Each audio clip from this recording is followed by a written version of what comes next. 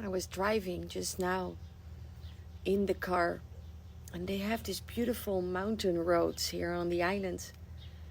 And I felt this sense of freedom in my body.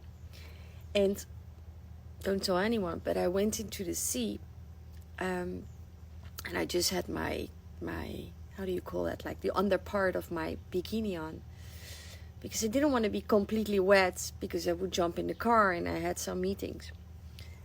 And just with the under part of my bikini, I jumped in the car and I was driving.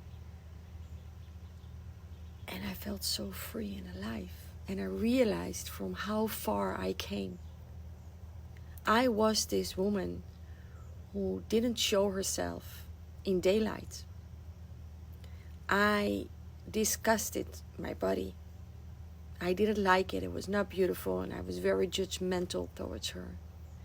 My life, 180 degrees changed. With so much passion and love, I'm sharing this work because it gave me my life back. This Sunday, you have an opportunity to experience live working with me and Guru Gyan in Utrecht. Come and play with us. Wild Wisdom Tantra.